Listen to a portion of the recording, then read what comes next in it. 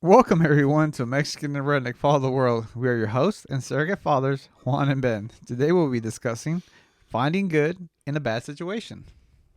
Well, we just had a bad situation, but we found some good in it, didn't we? Yes. Got a little confused there at the start. It's all right. It happens. I still get confused. I'm like, where am I? ¿Dónde estoy? ¿Por qué estoy? So, finding good in a bad situation, Ben. I think this is very applicable. Applicable? That's a word. That's Just the made way it you up. say it. Yeah. Let's find some good. Let's find some good. Let's find some good. This concept, can you find good in a bad situation? I think the answer is yes. Not always immediately. Mm-hmm. It might take years and years and years, but oftentimes you can find good in a bad situation. And there are some bad situations. As you become an adult, you'll figure out just how bad things can actually get. And some people will say, well, what about when a child dies? You have a child and then the child passes away. What's the good in that? What good could come from my child dying? And that's a very fair question. And I've challenged that question because, when you become parents, no one tells you this. And sometimes people get caught by surprise unless you're me and you have my mom. And my mom, I think we were about 3 or 4 months pregnant. My mom was over at our house or something. And we're just going to eat lunch and hang out with her. And she said, look, I know y'all are excited. It's your first child. You're really looking forward to just all these wonderful things that can happen. She's like, and I don't want to put a burden on you or upset you, but you have to accept that child might die someday and you will still live beyond their life expectancy. I was like, oh, what? What do you mean by that? And she's just like, look, babies don't always go full term. It just happens. Mm-hmm. She says sometimes they're born and they don't have many hours, days, months, years, whatever. She says, and sometimes you get them for 20 years and then they're gone. She says it's a hard reality of life. And at the time, it's such a overwhelming thought to hear because you're thinking, we're pregnant. It's our first child. I've worked so hard to get this good job, this house. I've prepared a nest, so to speak, and I'm as ready as I can be for this kid. And you're so happy. And then someone comes in and like, this kid might not live. All this you're working for. Burst that bubble, huh? That's right. But there's a reality. And so going back to the original question, because one, I appreciate my mom telling me that because it's nice to say, okay, this could happen. You don't think about that generally. Mm-hmm. And why would you want to, but I heard someone say, well, why did my child die and all these other people's kids get to live? And that's our example for this topic right now. But it's because maybe you're going to meet someone else who's on the edge and might not want to live anymore. And you're going to come into contact with them and you're going to say, why are you so sad? And they're going to say, well, my kid just died and I kind of want to die too. And they're going to come along and say, hey, I had a kid die like 3 years ago and I know exactly what you're talking about. I've heard stories of that happening. Mm-hmm. Where we're like, yeah, I was so hopeless. And then I realized, oh, here's some good that can come from this extreme bad. And that's an extreme bad. I'm not wishing that on anyone ever at all. Because that's just, I hate the idea of kids going before parents. And I know we're usually a lot happier, but it's a reality. It's a reality of the world. And that's an extreme bad of how can good come from it. But that was a good that could come from it. You hear those stories where you can at least help someone else from your bad circumstances. Mm-hmm. Pulling back from that one example and going broad stroke, big picture. We all have bad stuff happen to us. It's just a part of life. But saying what good can come from it? Well, you lived, you're still here. So maybe your good is to realize something about yourself, to realize something about the world, and then do something that inspires other people in the world. Mm.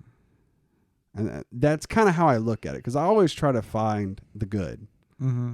You know, oh, I lost my job. Well, I'm facing, you know, I've been at a place where it's like, oh, I might lose my job, but I've had people come to me and say, hey, I lost my job, and it was the best thing that happened to me, because I was stuck in this level of complacency, and losing my job and having a kid. Like, a guy came up and told me this. He's like, losing my job was great because I had a kid, I had a wife, I didn't know what to do. I thought I had everything made, and then I went out there and I had to hustle, and now I own my own business and I love it. Mm-hmm. He's like, it was the best thing in the world that happened to me. I was stressed at the time. I was depressed and hangry, but I kept going, and I found the good in it. It's amazing how death can bring forth life. You know, and I'm thinking about this as you're talking about that experience, as far as like I remember reading this book, and it talked about how every failure has in it the seeds of an equal or greater benefit for success. So, in order for us to experience the good, we have to go to the bad. And a lot of times we think, why is this happening to me? Something good is going to come out of it. Yeah, there's going to be bad, but there's always good that comes out of situations. And obviously, I mean, I think losing a child, I mean, that's just I don't want to experience that. But it's funny that you talk about that, Ben, because you know, when Brittany was getting close to giving birth to our child, I had that thought of like, oh my gosh, what if something happens to her? Because our midwife, she made this statement, this small little statement. He's like, you know, women do die giving birth, and I was like, and it took me down this dark path. I was thinking like, oh my gosh, what if something happens to her? What if I have to choose between her and the baby? Who would I choose? And it's scary when you start thinking about stuff like that. But then it's like, can actually could come out of that. And sometimes, you know, we say like, oh, I don't even want to think about that. But, you know, sometimes we got to think about stuff like that and be prepared to know what kind of decision you're going to make. And even just to be able to experience and have a greater appreciation for what you have. If you've never had loss, then how can you actually value what you've had? You know, if you never think about actually losing something, you know, how do you know if it's actually valuable to you? So, I don't know, man. That just kind of took me that took me through a little bit of a dark path, but I was like, okay, she's good. She's alive. Baby's alive. Everything's good. Don't have to make that decision. Good. Let's move on. But I am so much more grateful for what I have just because I thought about that. Absolutely. I mean, I don't think there's anything wrong with the mental exercise of preparing for the worst, but hoping for the best. Yeah. You know, bad stuff is going to happen. No one woke up and told me, hey, just so you know, you woke up this morning, nothing bad's going to happen to you the rest of your life. No one said that. I'm hopeful that I make the best decisions possible and I avoid a bunch of bad stuff. But if I don't, then okay. You know, maybe there's something I can learn, because I would spend a lot of my time, you know, like, man, my dad had substance abuse problems. My parents split up. There was all the emotions and negative things happening that come with that circumstance. And we didn't have a lot of money. And I guess some people in that situation would go, why did this happen? Why did this happen to me? But I never really found myself asking, why did this happen to me? I just thought, yeah, bad's happening, but it could be worse. There's so many worse things that could be happening to me, you know, and you look at the people who don't get the luxury of having their parents around like I did.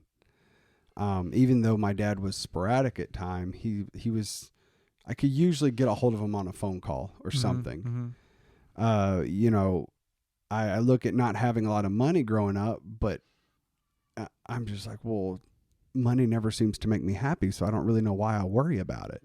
You know, I find more joy in spending time with my kids playing outside. And and money just became a tool, and it was less of an object of focus for as a need all the time for our family. And so I just started to learn to enjoy life, and in all that bad that was going on, I was just like, I'm not subject to genocide right now, or I'm not enslaved, I'm not being beaten mercilessly, so I'm doing better than some people out there. And I just say, okay, well, my situation's great compared to them, so instantly I'm happy. But I look at it and say, okay, well, my bad stuff happened. Why did it happen? Why it happened? Well, here we are now, and we're doing a podcast trying to help people. Now, I don't know if it's going to go anywhere. I hope it will, right? Like, we really hope this becomes like a big thing, and we can expand, and we have big plans to really help people, make good decisions. But if nothing else, maybe there's just a few people who need to hear what we have to say, and then so be it. We move on, Yeah. and we might never see the results of what we put out into the world, but it's helping us grow. It's helping us get through stuff. We're recording, who we are as people, and our kids can one day listen back to it, because I would love to have some recordings of my dad talking to his buddies like this. Mm-hmm. That would be incredible, but that's the thing. Always look for that silver lining. You get a flat tire and you have to go out and change it. Hey, you just learned how to change a tire. You learned a skill set you might not have known before, or you get an experience you might not have had before. You get a perspective. You have a realization, or like I said before, maybe you get to help people. And I try not to look at as setbacks as necessarily end all be all bad things.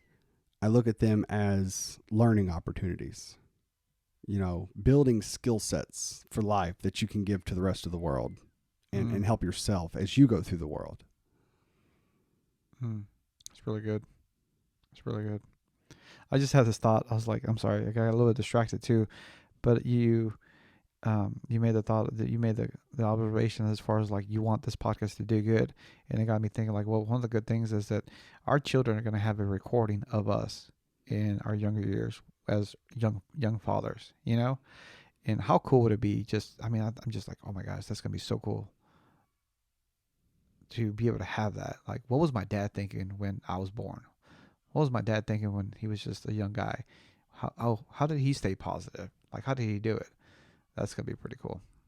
Oh, yeah. That's some good. That's some good.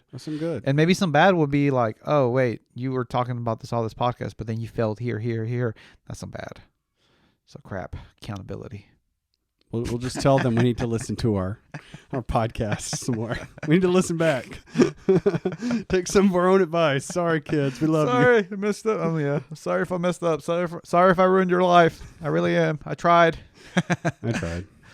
No, it gives, but I mean, if nothing else, we record this, and as I told you when we started, we record this and it goes nowhere other than we just record. At least our kids have a perspective of where we were in life. And when they're pissed off and angry or whatever, they can go, oh, that's what my dad was going through. That's where my dad's head was. Oh, that's where he perceived he came from growing up.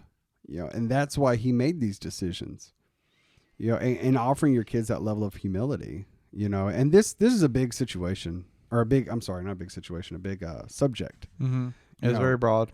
Very broad, but I wanted to kind of bring it up because the broad answer to it is, well, why did this happen to me? Well, it's so you could achieve or realize something else. And it's broad because life is broad. People are so dynamic and diverse. We're created so intelligently that there's no way I think I could touch on every single type of topic for every person, and I just used the one extreme horrible example of a child dying because I think most people would see that as just tragic. I remember as a kid and just having this realization, and it was something that I kind of internalized in myself, and I still believe it, as far as a situation will not happen to you unless you're able to overcome it.